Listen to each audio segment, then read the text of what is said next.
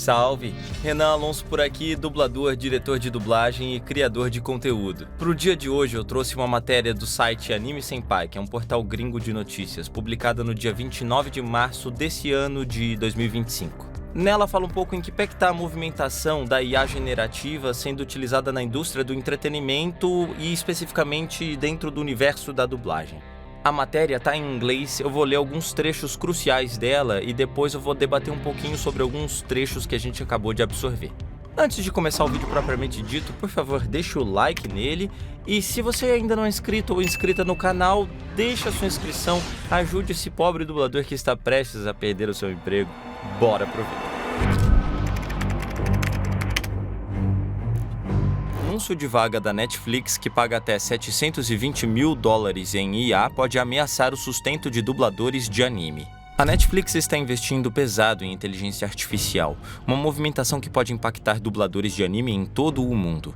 Uma recente vaga de emprego anunciada pela gigante do streaming levantou preocupações sobre o futuro da dublagem humana, especialmente na popular indústria de animes. Conforme relatado pelo CBR, um portal gringo de cultura pop, a vaga intitulada Research Scientist for Globalization, traduzindo pesquisador científico para a globalização, foi publicada em 21 de março desse ano e oferece um salário que varia de 170 a 720 mil dólares por ano. Localizado na matriz da Netflix em Los Gatos, Califórnia, o cargo tem como objetivo eliminar barreiras linguísticas e proporcionar uma experiência de entretenimento mais fluida para espectadores globais. De acordo com a descrição oficial da Netflix, o novo funcionário se juntaria à equipe de Globalization Data Science and Engineering, traduzindo, ciência de dados e engenharia de globalização, que trabalha com a acessibilidade do catálogo da plataforma. Sua principal tarefa seria desenvolver tecnologias generativas de fala, algoritmos avançados capazes de imitar a voz e as emoções humanas para dublagens e legendas de alta qualidade. Essas tecnologias incluem geração de voz por IA e clonagem de vozes, sincronizando perfeitamente os diálogos com os movimentos labiais dos atores na tela. O investimento da Netflix reforça sua intenção de usar IA para simplificar e acelerar a localização de conteúdo. Isso supostamente reduziria custos de produção, agilizaria as dublagens e garantiria qualidade consistente em vários idiomas, algo crucial para animes que demandam extensa dublagem devido ao seu público internacional. Dubladores podem começar a receber menos oportunidades. As implicações para dubladores humanos podem ser sérias. Os animes representam uma grande parte do catálogo internacional da Netflix, e a automação da dublagem pode impactar significativamente o mercado de trabalho na área. Análises recentes apontam riscos reais de substituição de empregos, especialmente em papéis de dublagem mais repetitivos, conforme a tecnologia de voz por IA avança. Embora a IA ainda possa ter dificuldade em reproduzir toda a nuance das performances valorizadas pelos fãs, há indícios de que essa lacuna está diminuindo.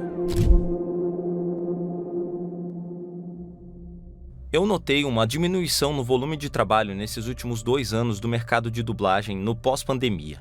Eu imaginei que algo assim estaria acontecendo. Claro que essas notícias e eventos que estão começando a pipocar agora, de cargos exclusivos para o desenvolvimento de IA generativa, ou daquele primeiro filme que surgiu com a dublagem feita por IA, inclusive até fiz vídeo disso nas minhas redes sociais, entre outros, não tem como serem eventos isolados sem ter uma movimentação rolando nos bastidores. Contextualizando o mercado de dublagem especificamente, lá no começo da pandemia aumentou muito o volume de trabalho.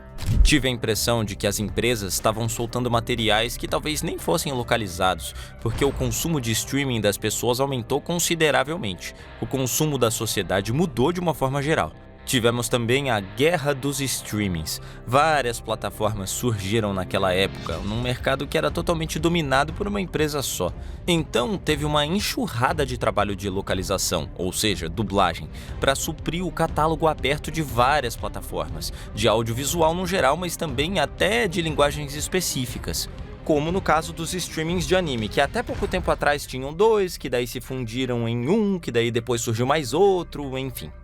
Depois disso, o volume de trabalho baixou bem repentinamente. Isso eu atribuo ao fator das empresas terem ficado um tempo sem poder trabalhar em set de filmagem ou até nos estúdios de animação, depois voltaram num ritmo mais lento. Então é evidente que isso traria uma barrigada no processo de localização, que acontece por último no cronograma de lançamento de obras audiovisuais. É claro que são relativas essas percepções de aumento e diminuição de volume de trabalho, porque depende dos lugares onde eu trabalho, com quem eu converso, essas coisas, mas que baixou de uma forma geral, baixou. Outro ponto, houve uma movimentação de empresas multinacionais da indústria comprarem ou fazerem acordos comerciais com casas de dublagem, como é o caso da Vox Mundi ter se tornado a Viasat e a Unidub ter se tornado a Iuno, o que centralizou o trabalho em menos casas, movimento oposto do que vinha acontecendo com o mercado de dublagem em alguns bons anos, talvez desde a digitalização do processo de gravação, com o advento do Pro Tools, a substituição da fita magnética por arquivos digitais e principalmente arquivos por transferência via nuvem e internet. Como ter um estúdio se tornou cada vez mais acessível, não precisava mais de galpões industriais para se produzir dublagem, não precisava mais de espaço para guardar rolo de filme, não precisava ter salas com projetores para poder fazer a dublagem com projeção, e também os equipamentos se tornaram cada vez mais acessíveis. Houve então um movimento natural de descentralização de mercado. Mais empresas de dublagem abrindo, estúdios começando a surgir em outras cidades, outros polos se formando. Agora o movimento parece inverso, o trabalho está voltando a se centralizar e estúdios menores estão com pouco trabalho ou até falindo. Inclusive, existe uma empresa de dublagem que já está trabalhando com sintetização de vozes, ou seja, escolhem alguns dubladores e pagam eles para gravar suas vozes para fazer parte de um banco de dados. Aí, quando vão dublar algum conteúdo, escolhem só uma pessoa, independente do timbre de voz dela ou do gênero dela, para interpretar todos os papéis. Depois que a gravação ocorre, eles escolhem no banco de dados que timbre vocal vão usar e pronto, a magia está feita. Uma pessoa só interpretou e todas as outras têm no banco de vozes. Quem está com a voz no banco ganha uma vez para nunca mais ganhar nada na vida. Inclusive, uma voz de liderança do mercado já disse em grupo de WhatsApp de dubladores de todo o Brasil que recebeu uma proposta de R$50 mil para ter sua voz sintetizada e recusou, alegando que esse dinheiro não daria para deixar de trabalhar para o resto da vida. Já quem teria que gravar o filme todo sozinho deve ter ganhado uma bolada, né? Porque fez toda a gravação sozinho, se bem que se for parar para pensar, acho que não tanto quanto a somatória de todas as pessoas que estariam envolvidas no processo. Mas o maior problema de todos é que essa pessoa estaria ganhando sozinha. Outra informação de mercado que tenho, uma pessoa que trabalha com dublagem em português brasileiro em um estúdio de Miami me relatou que os estúdios lá de fora têm perdido muitos trabalhos para empresas que entregam um produto gerado por inteligência artificial. Ou seja, já existiam demandas diferentes na indústria de diferentes valores de trabalho. Com certeza um longa-metragem de princesa para cinema da empresa do Ratinho Fofinho vai ter um orçamento muito mais alto do que uma novela turca que vai passar sei lá onde. O que acontecia já há pelo menos uns 30 anos era que esses trabalhos de orçamento reduzido iam para empresas mais periféricas de um modo geral, movimentando um mercado de profissionais ainda assim, independentemente da discussão qualitativa ou até normativas mercadológicas sobre isso, ainda eram pessoas recebendo por um trabalho. Só que agora esses trabalhos estão indo para ninguém. Uma empresa ou outra recebe esse trabalho, paga alguém para produzir isso com qualquer text-to-speech boqueta que tenha pelos rincões da internet, a própria empresa recebe uma mixaria e pronto. Isso já tem acontecido, inclusive tem alguns materiais no YouTube que já são dublados dessa forma e eu não duvido nada que aquele filme que apareceu dublado na plataforma do Jefferson Beijos tenha sido dublado dessa forma. Voltando um pouco mais para o assunto direto da matéria, parece que está rolando uma empolgação da indústria fazer isso acontecer, um investimento pesado sobre essas demandas de IA generativa. Importante não se deixar enganar, o sistema gira em torno de lucro. Com certeza esses investimentos são pensando em aumentar a demanda desse tipo de trabalho e mitigar os custos para aumentar o lucro mais para frente. É só isso que a indústria vai pensar.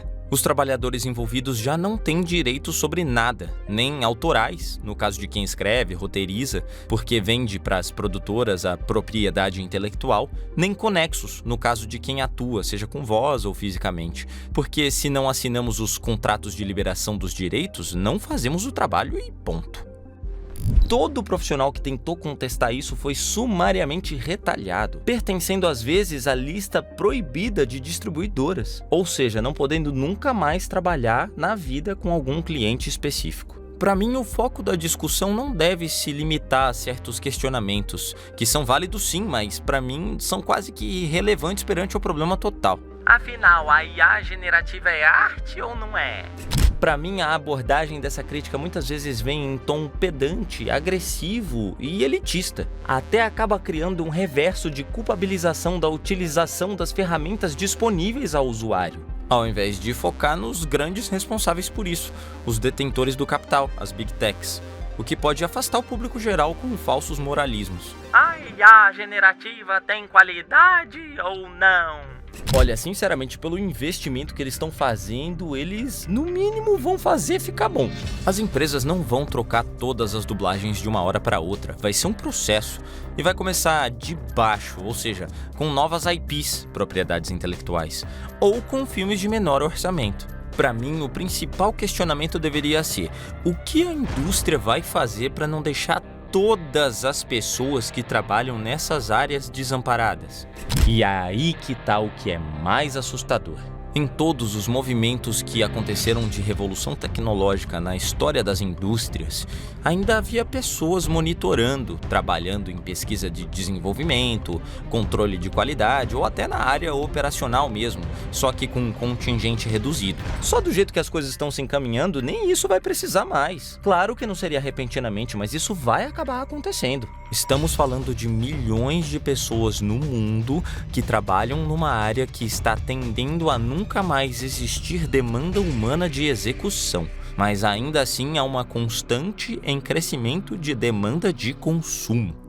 Essa conta pra mim não fecha, na real vai haver colapso. Quem não é da área vai dizer: ah, mas acontece, é só se adaptar. Mas perceba que essa adaptação precisa de tempo pra acontecer. A dublagem existe há um pouco menos de 100 anos. Muita coisa mudou desde que ela começou a ser uma possibilidade, como até já comentei um pouquinho rapidamente aqui. Mas esse processo durou décadas. E as modificações que aconteceram, de uma maneira geral, foram pra aprimorar o processo, o trabalho, e não pra extingui-lo. Como que um dublador de 60 anos, com 45 anos de mercado, por exemplo, vai fazer para se adaptar? Sendo que investiu uma vida toda em relações, expertise, pesquisa, habilidade e, para piorar, já é uma profissão terceirizada, ninguém é registrado, não existe aposentadoria direta, férias. E outra, essa movimentação toda está acontecendo há, com certeza, menos de uma década. É muito pouco tempo para quem já viveu praticamente uma vida inteira de atividade profissional mudar os rumos. Para concluir,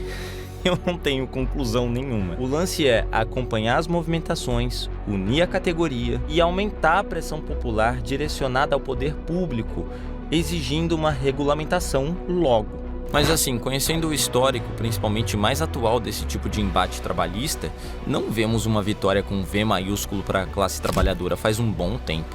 Eu tô cético em relação a esse caso. O poder das grandes corporações é enorme e eu aposto que uma regulamentação vai ser construída de uma forma unilateral. Eu não confio nas lideranças que temos de classe em não deixar isso acontecer. A gente vive numa sociedade liberal. Se alguns dos que já têm controle e poder mercadológicos forem beneficiados com um grande acordo, já vai estar valendo para esses poucos e não vai ter espaço para todos.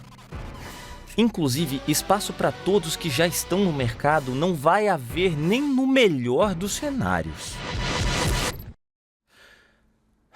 Vamos acompanhando. Eu agradeço por você ter ficado até o final do vídeo e até o próximo.